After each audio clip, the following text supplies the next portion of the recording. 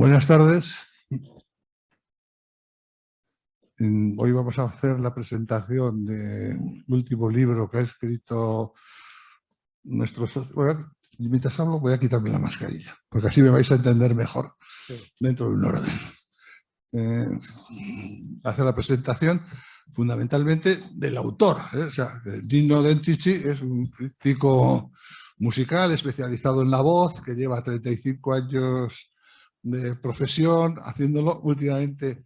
Los últimos años lo lleva haciendo en el periódico del Correo y ha escrito pues, unos cuantos libros ya. Es un autor, iba a decir yo, autor consagrado, por lo menos ha escrito muchos libros. Ha hecho desde El arte del maestro, de un maestro que era, refiriéndose a Krauss, que ya veréis luego pues, que es una de sus debilidades, por así decirlo. Ha publicado también Pedro Unanue, el primer tenor vasco, diccionario biográfico de cantantes vascos de ópera, La voz en la ópera, que publicó en el año 2010, la ópera del bufón maldito, Rigoletto, que ha sido el último libro que ha publicado. Está preparando otro, creo, que ese no creo que llegue yo a poder presentarlo porque ha amenazado con que lleva escritas ya 600 páginas. Y entonces, bueno, yo presento este, que son de 300 y pico, que ya son bastantes. ¿Cuál es mi relación con el escritor? Pues bueno, pues coincidimos en muchas cosas. De entrada, pues en el nombre, como quien dice. O sea, yo me llamo Antonio Barandiarán, soy socio de la Violena, y este se llama Antonino, Antonino, bueno, pues más o menos, dimos el nombre. Hemos estudiado en el mismo colegio, el colegio de los marianistas, hemos estado internos en Vitoria, cuando en aquellos momentos era muy normal. Antes de que alguien me lo diga, no estaba en mi curso, era más joven, estaba en otro curso. Eso antes de que alguien me lo recuerde.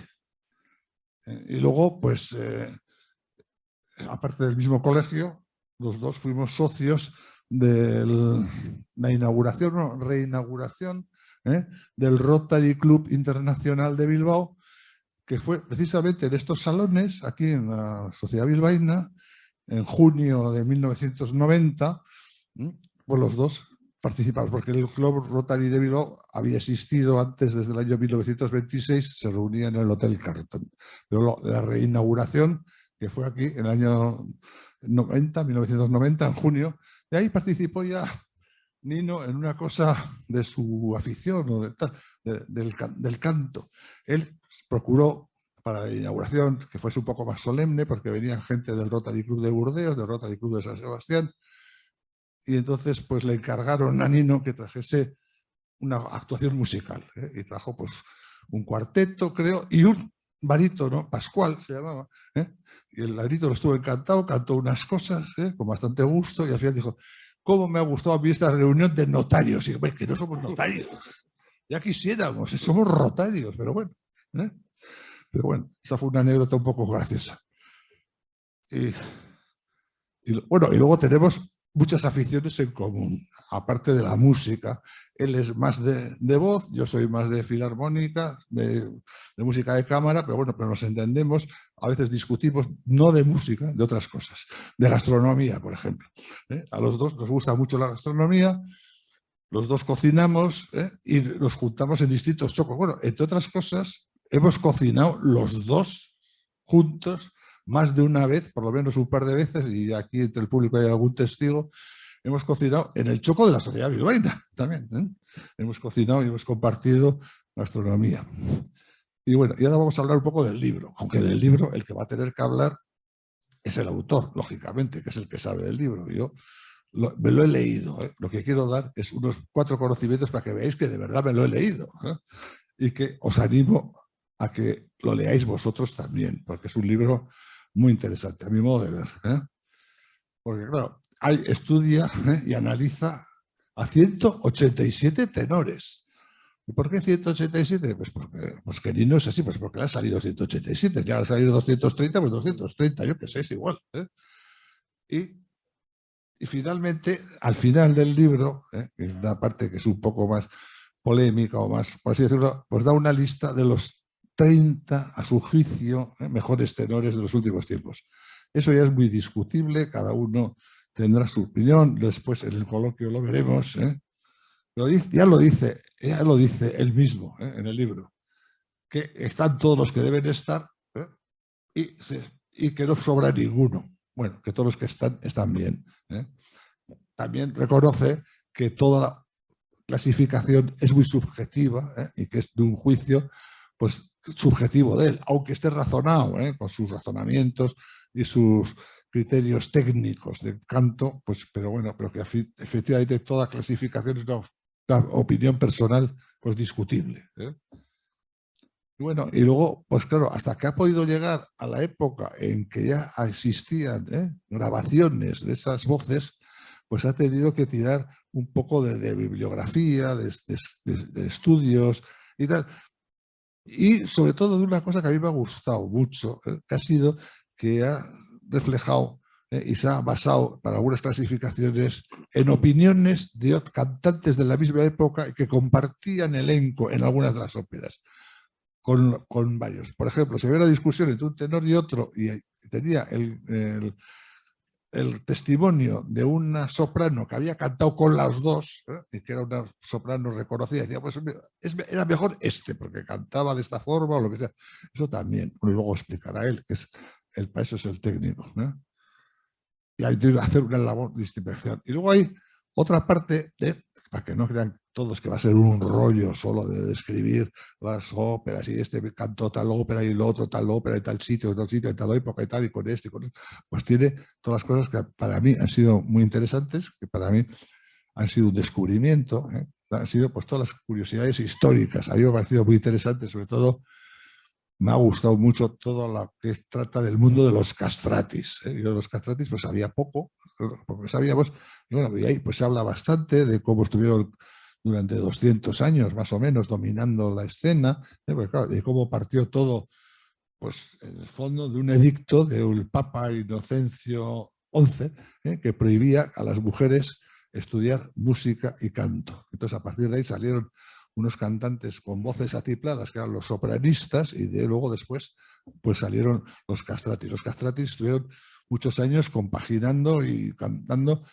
hasta Mozart, por ejemplo. Mozart, en las primeras óperas de Mozart, pues contó con los castratis. Luego, en las últimas ya empezaron a salir los tenores, pero claro, los tenores, cuando estaba dominada la escena por los castratis y luego por las mechos, incluso, los tenores eran siempre papeles secundarios, o sea, no eran el papel principal, eran pues el amigo del protagonista, que era castrati, o el padre, el amigo, el padre, el primo, yo qué sé, papeles más o menos secundarios.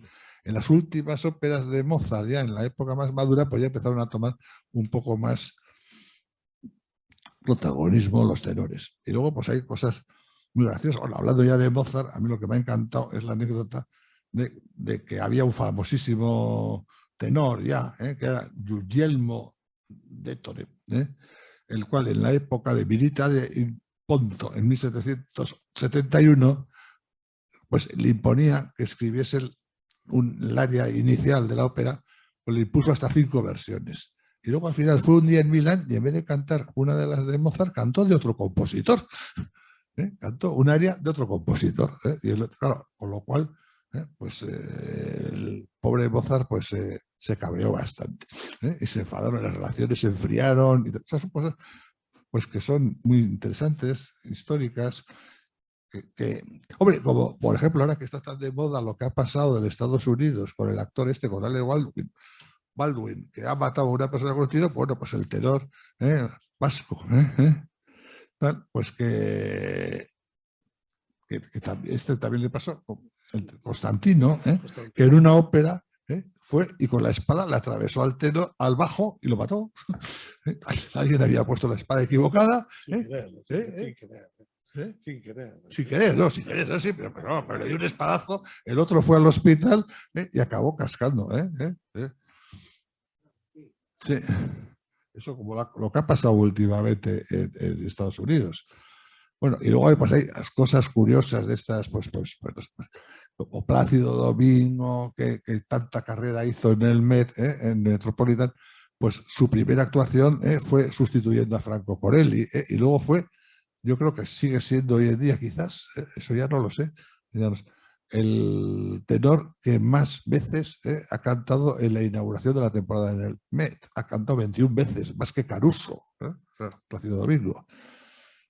Y bueno, en fin, cosas de estas que son muy curiosas y que animan a comprar el libro, a leerlo, disfrutarlo, y entonces, sin más, le voy a dejar al autor, que es el que sabe de verdad de ópera y de estos lances, que nos vaya explicando cómo ha concebido este libro y cómo lo ha llevado a cabo.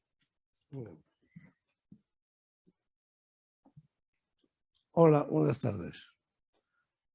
Ha hablado más del libro Antonio que lo que voy a hablar yo. Porque uno de los inconvenientes que he encontrado en la presentación era el enfoque. O enfoco hablando de los movimientos musicales, es decir, empiezo con los castrati, lo cual significa un día de charla. O hablo del barroco, los cantantes del barroco, enfoco el asunto con el iluminismo de Gluck y Piccini, o me voy al romanticismo de Donizetti, Bellini, o los franceses Massenet, etc. Entonces, pensé que la última parte del libro era conveniente o ideal para hacer la presentación. Esto se refiere al por qué y quién está en la relación que he hecho de los cantantes. Porque de los 187 que he sacado de la historia de la lírica, he extrapolado luego 25 aparte como los más grandes. Y es ahí donde Antonio decía que puede haber política, y seguro, porque es un trabajo ante todo personal, subjetivo. Busco la objetividad, pero seguro que es polémico porque es personal. Entonces alguno dirá, ¿y por qué no han metido a este señor aquí o delante de este y a este otro ahí atrás? Entonces esto es interesante. Los puntos que voy a tratar en la presentación los tenemos ahí. ¿Por qué me baso y en qué me baso? Pues primero, la calidad vocal, el instrumento. Algunos cursos llaman metal. Bueno, la calidad vocal también es subjetiva, porque hay gente que le gusta y otros que no. Pero si tenemos un Stradivarius en la mano, un violín, un Guarnerius, un Amati, sabemos que tiene calidad, que es de calidad. Luego hay que tocar, pero está el instrumento.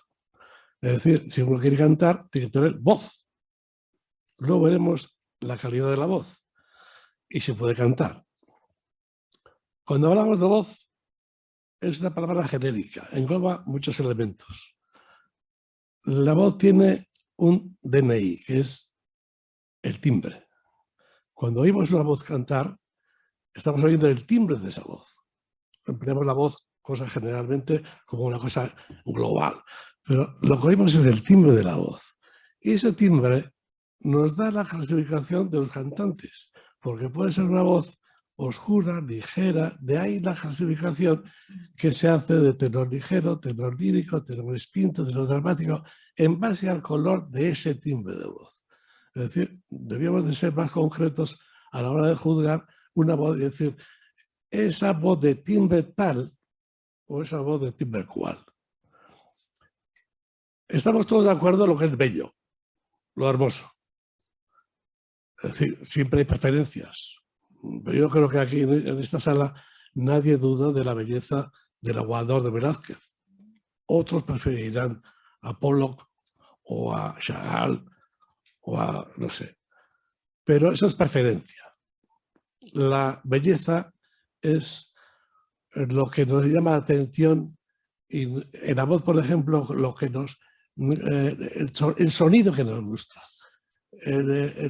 Ahí estamos todos de acuerdo. Repito que habrá preferencias de voces, yo prefiero más oscura, yo prefiero más lírica, pero la belleza yo creo que está más o menos globalmente admitida como lo hermoso. Lo que no es distante ni chirriante, ¿no? La voz hermosa, estamos todos de acuerdo cuando es una voz hermosa, cuando el timbre es agradable, el timbre es redondo, y decimos, qué voz más bonita, es el timbre bello. Ahí estamos todos de acuerdo. Preferiremos la voz oscura, vale, pero es preferencia. Es importante la homogeneidad de la voz. ¿Qué es la homogeneidad? Es la igualdad en el colorido. Porque hay voces, lo hemos visto en el último tenor, no quiero nombrarle, pero vamos, se me ha ocurrido ahora. Hay voces que se le nota mucho la zona de paso. La zona de paso es cuando está recitando o cantando normal en el centro y va luego a cabeza, intesta, va a las notas arriba y se le nota un brusco cambio. Ese salto que dan es falta de homogeneidad, también de falta de técnica, pero sobre todo de homogeneidad. La voz es brillante arriba, pero cuando está fraseando, cuando está recitando, es una voz perdón, opaca, no es cristalina. Y luego influye la extensión de esa voz. Puede ser una voz corta, puede ser una voz muy extensa, lo suficiente para cantar un partido determinado, etcétera, etcétera. El segundo punto tiene que ver sobre todo con el fiato, que es el motor del canto. O sea, el motor del cantante es la respiración, la programación respiratoria, que es lo que nos hace ver que es una frase larga, un legato, o uno que no puede, o lo hace staccato, lo hace corto, porque no tiene la técnica suficiente de respiración, de alargar una frase, de sostenerla. Si nosotros imitamos a un cantante técnico, no podemos decir la frase que dice él, nos ahogamos, porque la programación que tenemos es mínima, el estudio es mínimo. El fiato, esa facilidad de emisión, nos da la expresividad, nos da el fraseo. Cuando una voz de calidad está bien emitida, proyectada, lo vemos tan fácil, lo sentimos y lo escuchamos tan fácil que lo hace, que es muy expresiva, es un fraseo delicado, no tiene afecciones, no es ni gutural, ni está en la nuca, ni está en el pecho, es una voz natural. Y eso también, último punto, es la intencionalidad. Esa voz fácil, que frasea, una voz modulada, elegante, da la intencionalidad a la frase. O sea, eso es inevitable en un técnico. Cuando uno canta sin más, canta por cantar, sin sentirlo, se nota. Si uno tiene una intención de cantar el amor, el deseo, o la frustración, o la muerte, tiene que haber expresividad. Es lógico.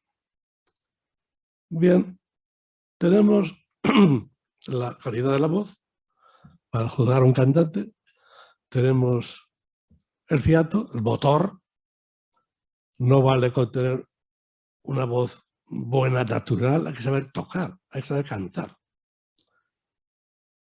El repertorio, otro punto importante. ¿Qué es lo que canta un cantante? Es que este es muy bueno, canta esto muy bien. ¿Pero canta Wagner? No. ¿Pero canta francés? No. ¿Y el repertorio ruso? No. Bueno, pero es muy bueno en italiano, ¿eh? El bel canto, eso limita mucho a la hora de juzgar a un cantante.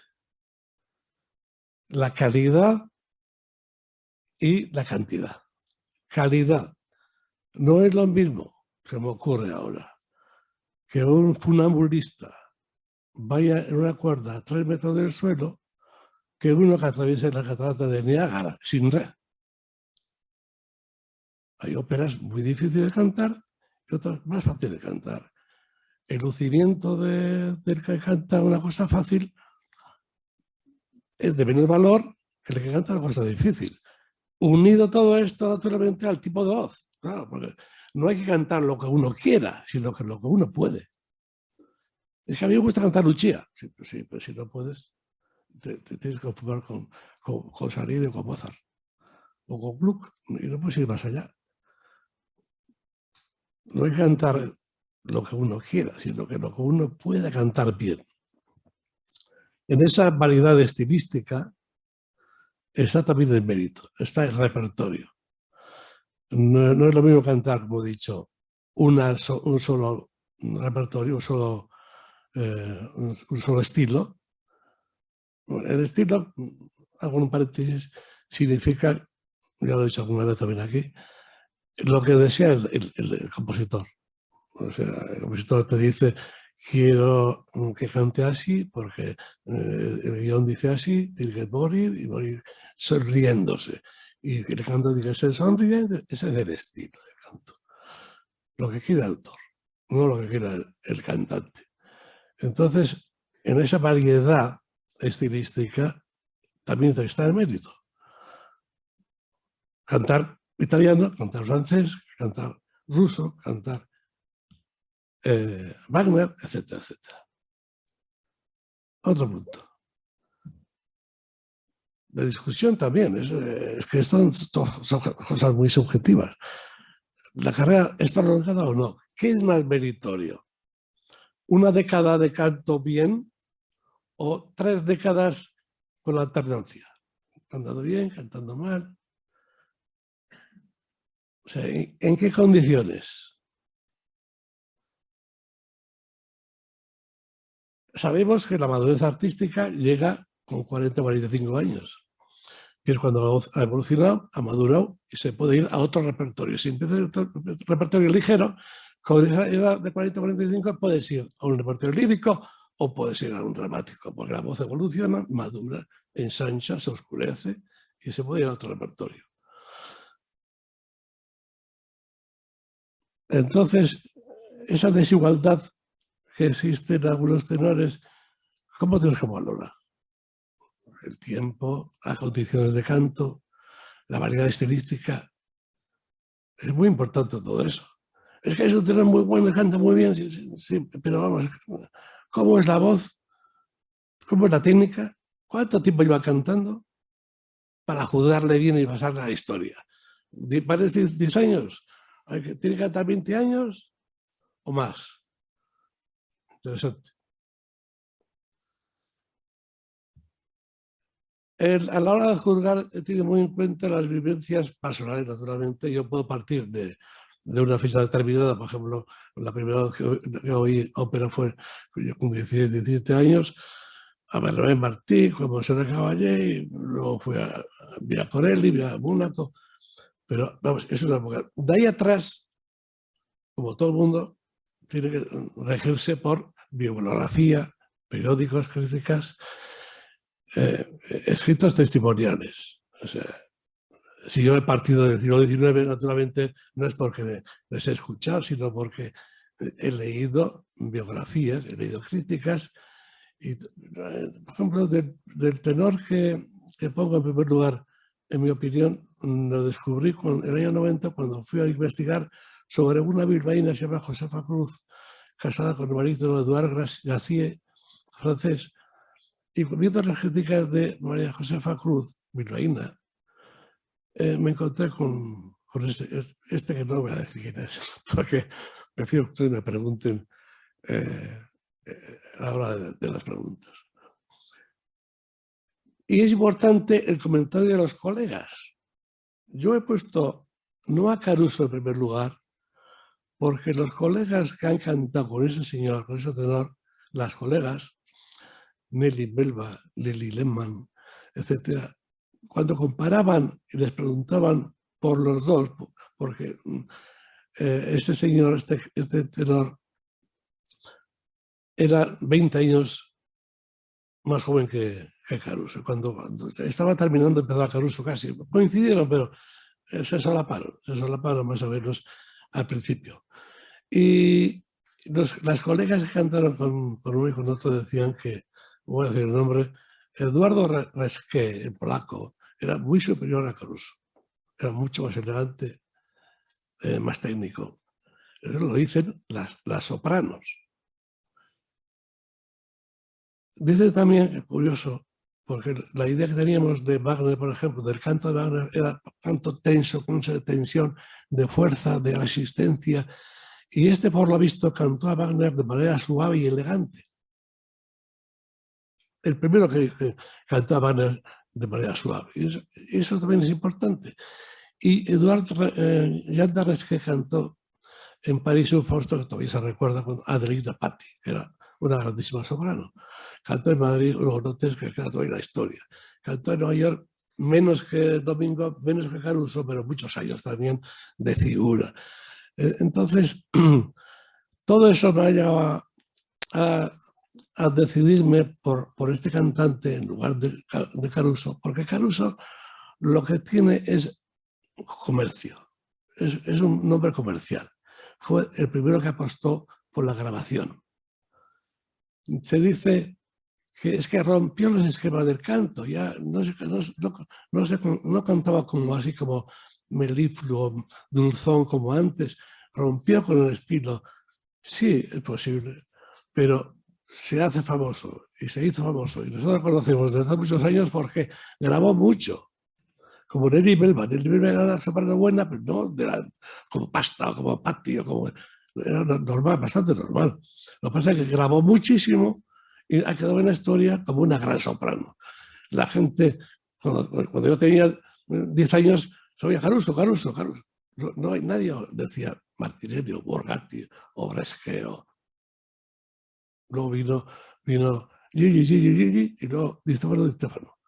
Pero los medios de comunicación, las críticas de entonces, hicieron que Caruso fuera un grande, que tiene una voz importante naturalmente, pero basándome en las colegas, hay que decir que dicen que era mejor Jean d'Arres.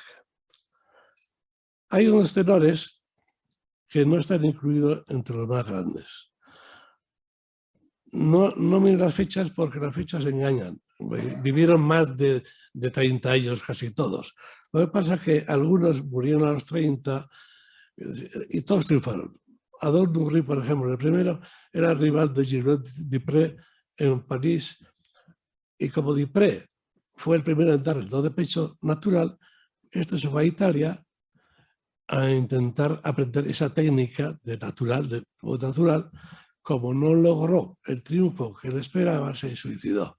Se tiró por la ventana del hotel y se suicidó. Muy joven, triunfando. Pero María de Unanue, del cual me alegro porque es donde como yo, fue el primer tenor vasco universal. Estoy hablando de 1814, de nació. Y este le llevó Rubini en gira por Rusia. O sea, algo le vería. Fue a Trieste, triunfó en Trieste, cantó con Sophie Loeb, que era una soprano verdiana, y cuando tenía contrato para Verona, murió de un mal hepático. Tenía algo de hígado ya de España, fue enfermo y murió en Trieste en un hospital solo. Giulini, Negrini, por ejemplo, paso. Es que me gustaría que me preguntaran, y por eso estoy corriendo.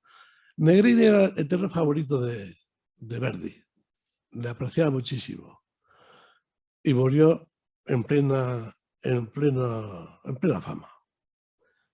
Borgatti murió más tarde, lo que pasa es que quedó ciego.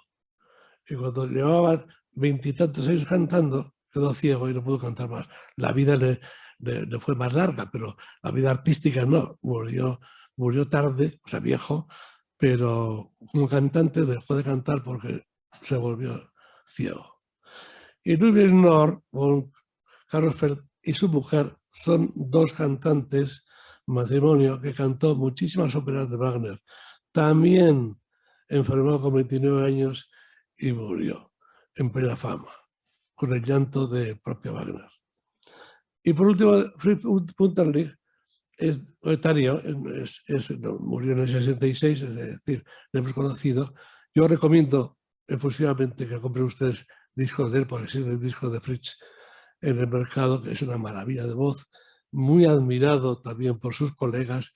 Elizabeth Sbaskov es una soprano muy, muy grande, mozartiana, dijo que no había visto nunca un tenor cantar tan bien, Taminos, Belmontes, como Wunderlich, que murió.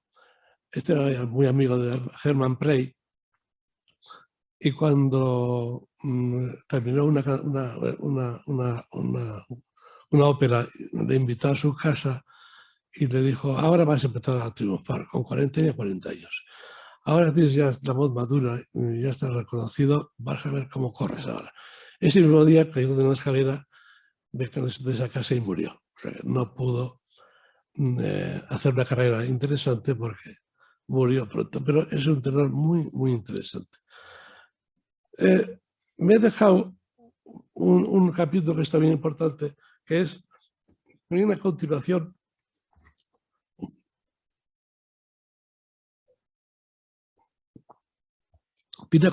de la calidad vocal, que es la emisión. Se puede tener buena voz y emitir mal, ahogarse al cantar, cantar sin libertad. La proyección no es suficiente para llegar al fondo. En cambio, cantar bien. Y puede ocurrir lo contrario. Puede ocurrir que uno cante muy bien sin voz. Tenemos muchos ejemplos en la historia. Todos tenemos en mente a Tito Esquipa, ¿verdad? No era una gran voz, pero cantaba con mucho gusto. Y hay gente que tenía muy buenas voces y cantaba mal. ¿Por qué? Porque la emisión no era correcta, la proyección de la voz no es correcta, y eso impide que el fraseo sea libre, sea fácil. La voz no corre. Si tú tienes angustia en la respiración, no soportas la respiración, y no tienes facilidad en el fraseo que te da el fiato y te da la técnica, pues entonces te ahogas, cantas mal. En fin, yo dejo un cuarto de hora para si alguien quiere preguntar. Me gustaría que preguntarais, no solamente del libro de esto, sino que cualquier cosa operística que creáis conveniente, y si puedo responder, lo haré con gusto. Pero yo creo que doy por terminada la charla.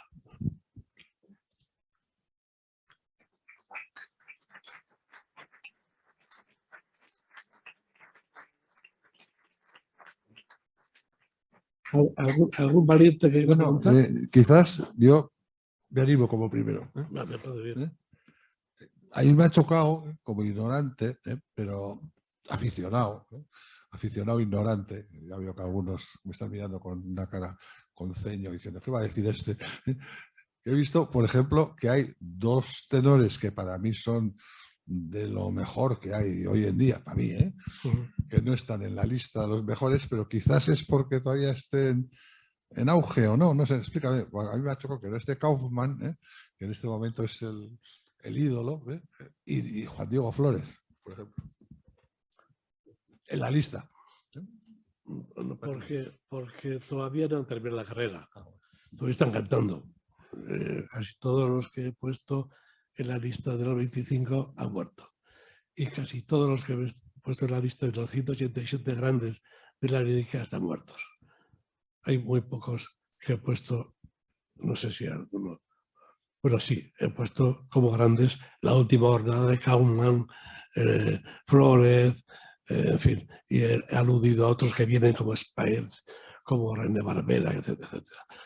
Pero hay que ver cuándo terminan y cómo termina la carrera. Vamos a ver cuánto tiempo cantan. Pues llevan cantando 10, 15 años, ¿de acuerdo? A ver cuánto tiempo cantan y qué repertorio tienen, porque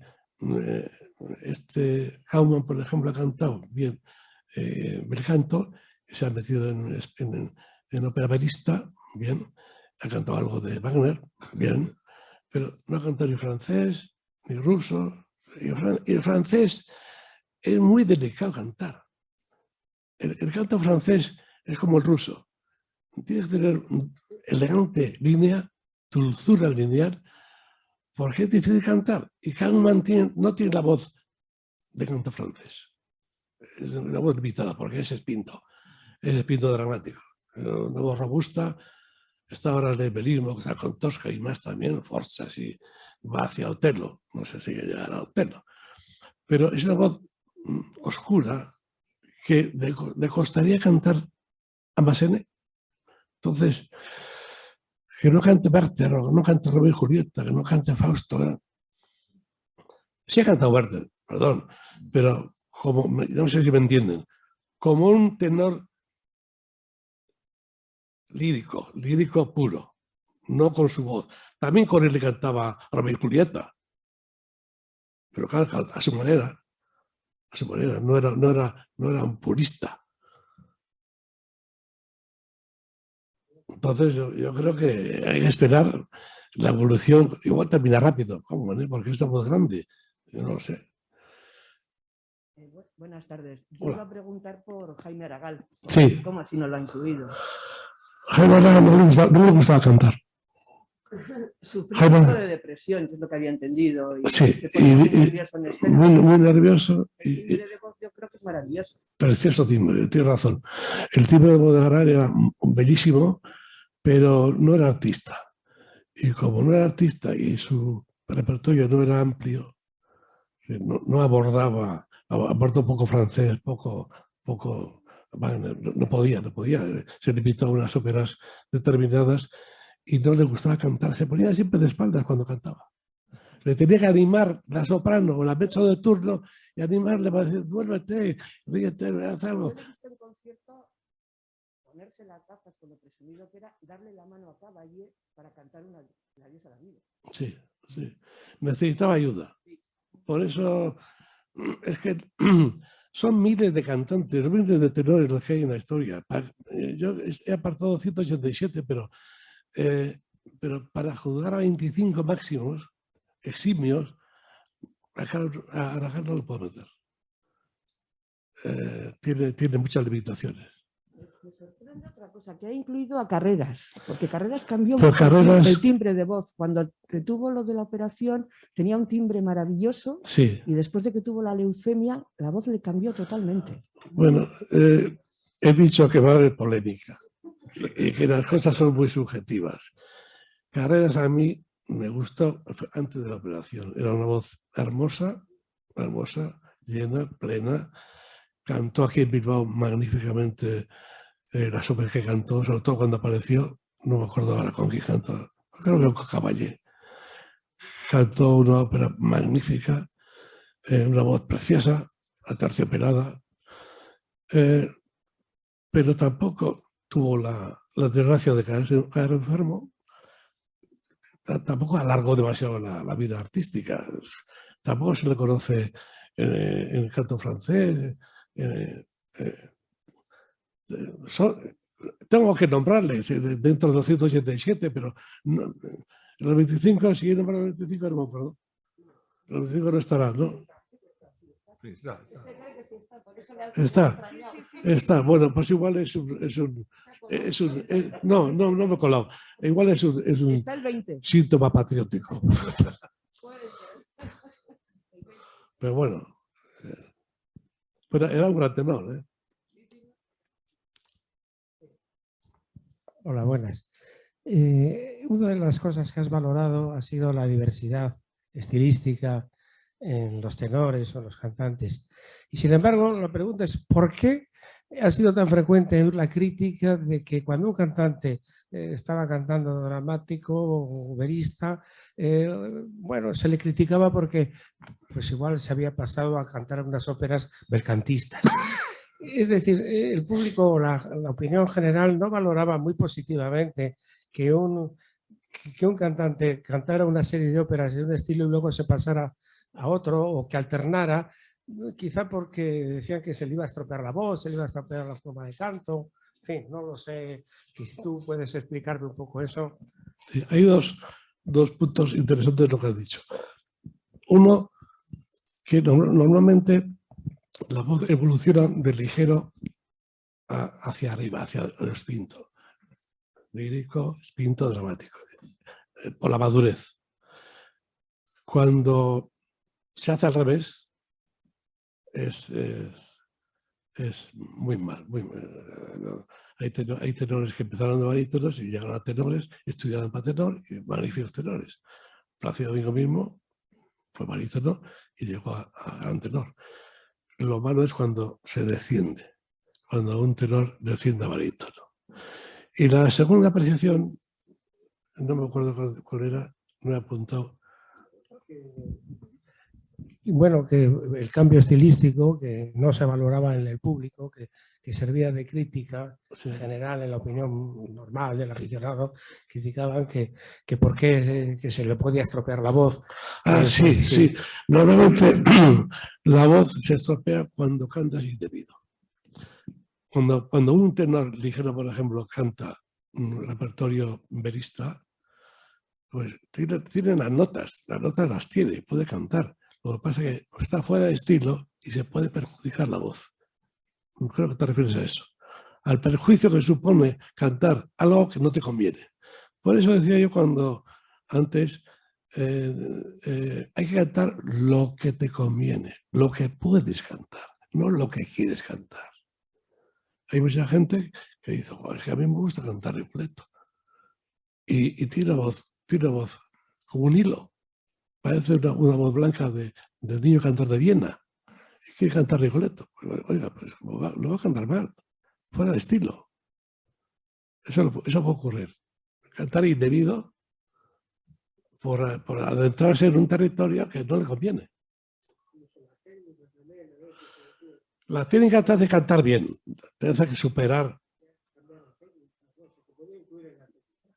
Sí, la técnica ayuda, en todo ayuda. Pasa que el estilo es importante. Si un autor quiere que el Duque de Mantua sea medio amanerado, que cante elegante, que la Donna Móvil sea antifemenino, si quiere eso el autor, hay que cantar así. Hay que cantar así. Y no puedes cantar con una voz grande, tal y cual. No, hay que cantar como quiere, el estilo que quiere el autor. Por eso hay que tener la voz apropiada para cantar ese estilo. María Mónaco empezó cantando cuando todo se empieza a cantar líricos, Lucia de las Bermudas y cosas de estas, y Mozart. Pero María Mónaco con 40 años que está en plena madurez no puede cantar Mozart. Bueno, dejo ahí. Buenas tardes. Estoy de acuerdo en todo lo que usted ha dicho y a mí me parece, a ver si usted también está de acuerdo conmigo, en que los cantantes de antes ponían más alma a la hora de cantar, expresaban mejor. En cambio, hoy en día tienen muchísima técnica, unas voces maravillosas como la Netrebko, esta otra americana que ha estado hace poco aquí, etcétera. O sea, es una cosa impoluta a la hora de cantar, pero les falta como algo, el alma. Pongo de modelo a María Callas, que lo tenía todo, ¿eh? Y a los tenores, para mí los italianos, desde luego. Los italianos por su voz, por la calidad, por la belleza, por la presentación en escena, a la hora de hacer teatro. Bueno, eso no se puede mejorar. Muchas gracias. Pues sí, estoy muy de acuerdo. Sobre todo en la última parte, el bel canto es Italia. La expresividad, el fraseo es italiano, el sentimiento es Italia. Quizá discrepemos en que antes se cantaba con más alma. Se cantaba con otro estilo, se cantaba con otra vehemencia. Hoy día se cuida, es que hoy día es todo especial, está todo especializado. Por eso estoy diciendo que hay tenores ligeros, líricos espintos, líricos no sé qué, espintos, dramáticos. Hay mucha especialización hoy día. Y antes cantaba Lucia y al día siguiente cantaba Rigoletto y al día siguiente cantaba Forza. ¿Por qué? Porque no había ese apremio, ese cuidado técnico en la apreciación. Decían la voz, hoy le oigo a Lucia y mañana le oigo Forza del Destino. Bueno, era así. Hoy día no, hoy día se cuida mucho. Hoy día la gente, el aficionado, el diletante, el crítico, están diciendo, ojo, que esto no te va, ojo, que aquí has cantado mal, ojo, que aquí no sé qué, que aquí... Estamos mucho más encima, creo yo. Estamos hablando solo de tenores. No, el libro va de tenores. No haré el soprano, sé, porque no voy a escribir más de... Pues delante de ti tienes un forofo de Bastianini y puede que sea la voz más perfecta de barítono que ha habido. La más bella, sí. Y además una cosa interesante de Bastianini. Una cosa interesante de Bastianini. Los barítonos normalmente cantan bien. Si cantan bien Fígaro, cantan mal una posterior más fuerte. Por ejemplo, Rigoletto. Porque son dos estilos diferentes. En cambio, Bastianini cantaba los dos bien. Y luego se iba a Forza y cantaba mejor todavía. Que es lo que tiene Bastianini, que es la voz perfecta de barítono. Pero bueno, estoy hablando de tenor.